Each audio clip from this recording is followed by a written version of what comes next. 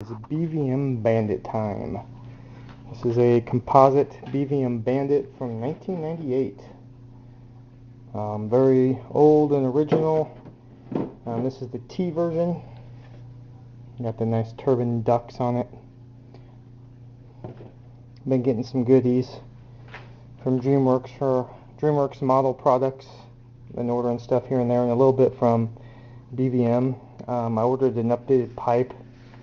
The pipe this kit originally comes with is something that you have to kind of build yourself, but I decided that it would be better to get an updated pipe. I'm going to run a good old King Tech 100 in it. That should be plenty of thrust. If it goes okay, I'll probably upgrade to a King Tech 120, but I want to see how it flies first. Got a set of purple landing gear here. These go in the new Bandit ARFs. This original kit actually has some old retracts with external cylinders. The cylinders are actually outside of the retract, and I didn't have all the parts to that, so I managed to get a really good deal on some purple retracts. One of the frames was a little bent, so I picked up a replacement frame. When I bought the retracts, they had wheels and brakes on them as well as struts. So I have two sets of struts. I have the original struts that came with the kit, and then I have the struts that came with the retracts, and I think these are the Bobcat struts. And then I also have the trailing link struts that you can buy from DreamWorks. They're from ProLink. I don't know. I've kind of heard it's kind of hit and miss whether or not people like those. I'll just have to think about that. I got my standard Emotech switch. This is a magnetic switch, so that goes to your radio. You unplug this little plug here, and that's what turns it on. And it glows blue inside there, so you know it's on. And then when you're done and you want to turn it off, you just plug it back in. Kind of nice system. BVM Smooth Stop. I got the updated plunger. This kit had the very original Smooth Stop, and they had upgraded them, so I went ahead and upgraded that. And just some miscellaneous parts here. You know, the 6mm tubing from Festo. I always use that in my fuel systems. Really helps with fuel flow. This is new here. This is Interco. This is called the Mini Trap. I talked to them. These are actually good for up to 60 newtons, but they said it will actually work with a 100 newton turbine, which I believe them because I have another UAT in my F-18 which also uses a K100, and it's only 2 ounces and it works.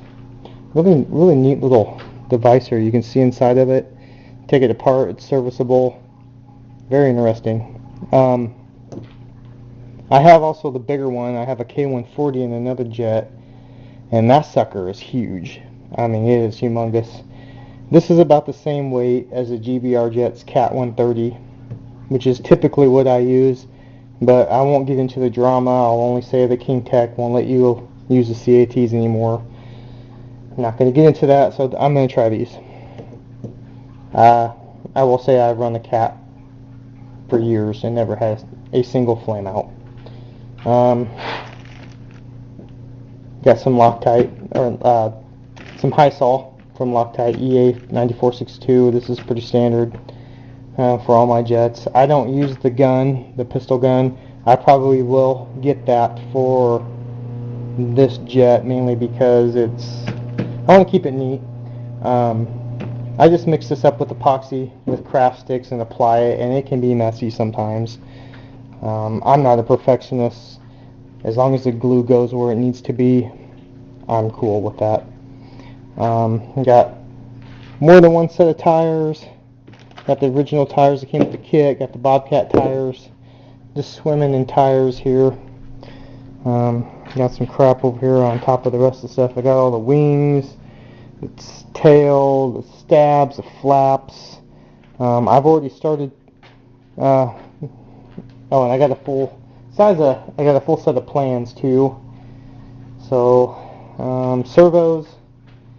I know some people aren't gonna like my choice of servos, but you know, These are 5685s. They are far stronger than the servos they had when this kit came out. This kit will have a lot more thrust, but it will actually weigh less because our smaller turbines these days. These are actually high voltage servos. They're going to put out 179 ounces. I'm using these on the ailerons and steering, stuff like that. For the elevators as well as the rudder and the flaps especially, I'll have something a little stronger. I like to go to 300 to 400 ounce servos on those because those are the surfaces that can take a beating. But I have used these high-tech servos extensively and have never had an issue. I have had issues with high-tech servos, but it's usually the really small ones, like the 81s, the 82s. Oh, what else? We got some stuff down here. We got the canopy, we got the bypass. This is the old pipe. That's the pipe that comes with the kit, and you're supposed to build it and basically make it look like this. Screw that. I ain't messing with that. I don't have a spot welder anyways. Another cool thing, these are my vent fittings I use. So this is a vent system DreamWorks sells. So your taxi tank, your overflow tank actually has a fitting that just slides up in there. And then this little cap can screw in when you're not flying. I'm missing some pieces here that I'm going to need to get. I want to get a Seacraft fuel dot that goes on the outside here. Those are, I'll post when I get that. I need some more servos. Other than that, and then cutting on some wood, making some formers that I need to install the purple gear in these wings. Got a couple good BVM resources helping me figure that out, and also looking at the plans for the actual Bandit ARF is letting me do that. So yeah, that's what I'm doing. I have the canopy as well. I believe mine's the clear canopy. There's lots of parts in here. Very old kit. So I think it'll be a lot of fun, and if it flies good, I'm definitely going to upgrade the turbine. This pipe should be good for a 120. I know that they ran P120s in these a lot. That's it.